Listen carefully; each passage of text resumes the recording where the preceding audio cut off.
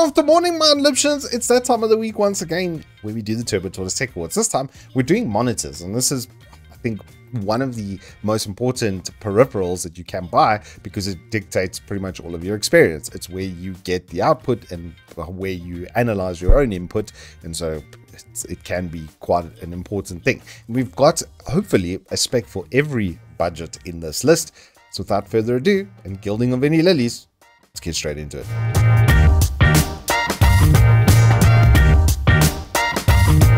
Starting off with the basic budget gaming panels, you know it was going to go to the Cooler Masters. They're just incredibly good bang for buck with 100 Hz FreeSync Premium on a VA for the price of like what you would just buy in general for a decent premium monitor. The 24-inch as well has VGA on the back of it. If we scroll down here, you're going to see it's got VGA and HDMI as well. So you can even use it on older panels. It's got a pass-through for your 3.5, and then the 27-inch version of this does have a little bit better port setup on the back. It's got dual HDMI and then a display port as well. 1440p on this for 3,500 Rand. It does kind of beg belief, and so with 3-year warranties, these make themselves easily the best budget gaming panels.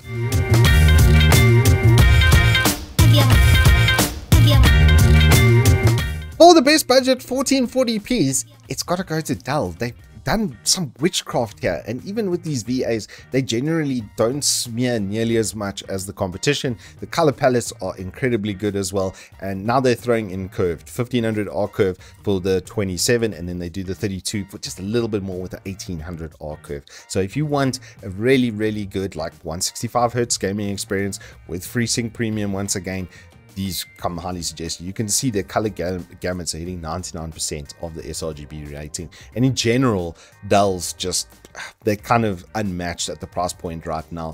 5,000 Rand for a 27-inch 1440p and 5.5 for the 32. You really only have the option of how big is my desk, how much monitor can I actually put on there is really your only limitation.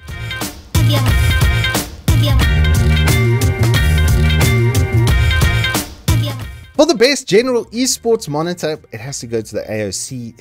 I just love their IPS panels. Having tested a couple of them, they generally have the best pixel response time performances pretty much in market. The only ones that come close to them are the Alienwares. And so 165 Hz with a periscope neck, with a good color gamut, it gives you everything you need. And the fact that you can then get into the esports intimacy position by rotating your monitor and getting right on top of it, which a lot of us do need for our own comfort, or if you need it tilted like your boy Doru, then this is going to be the one for you. As you can see, you can go full portrait mode as well.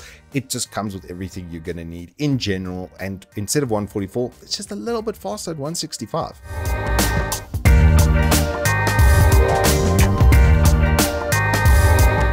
For the best premium esports experience, look no further than the Dell 280 Hz now 0.5 millisecond response time having IPS.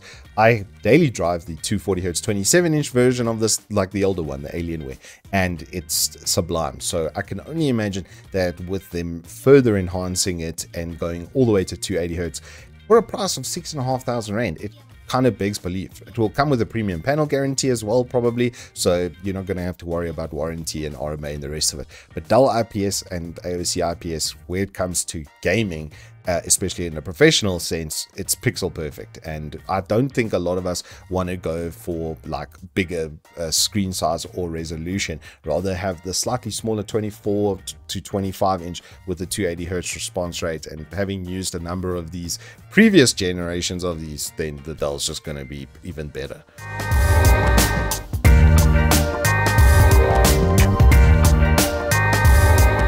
For the monitor with the best color reproduction, we're back to AOC. It's the Aegon Pro. I did the pink version of this, which is just a change in the color of the frame and stuff. It does make it a little bit cheaper as well, instead of going for the League of Legends one. But this one looks cooler, so we put this one in the list.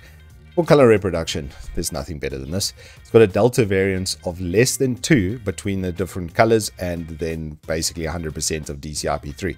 And that gives you legitimately a design level panel that comes with a 1440p resolution and then 170 Hz refresh rate on top. So if you're playing like big open world environment games, I made Krim buy one of these for playing Tarkov, and he's even blown away. The IPS quality on this for colors is still pretty much unmatched. The only thing that got close was the QLED from Samsung. So you have to go all the way to QLED technology to get something comparable. So imagine.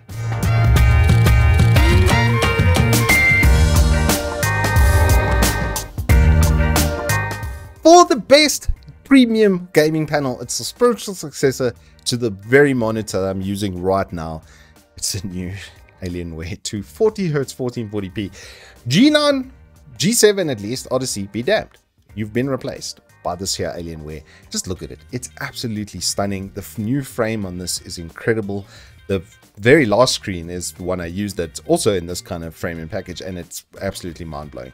The new Alienwares are just kind of untouchable in a certain terms. I mean, it's 280 Hz with overclock on this panel as well. So if you've got a display then you're going to basically be able to get that 280 Hz. It'll do 240 Hz of HDMI.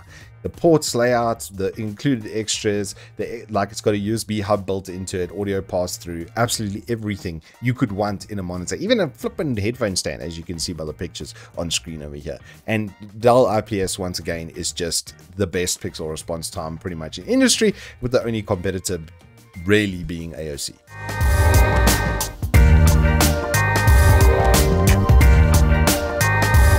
And finally, for the most overkill, if you just want to wipe your eyes with silk, this is the way to do it. It's a quantum dot OLED with a true 1 millisecond response time, a 99.3% DCI-P3 rating at 165 Hz on WQHD. So it's 1340 by 440. So it's 2K ultra wide with a higher refresh rate.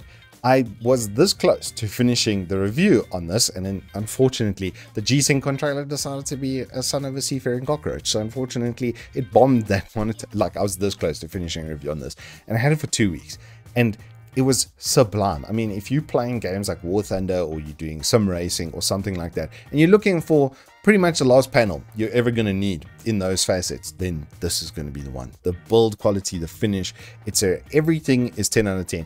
And then the panel and the colors from it, they're life-changing. It will ruin you. After you use this, everything else will look like rubbish. I'm not even kidding. It's beyond incredible. And you're not limited to those games.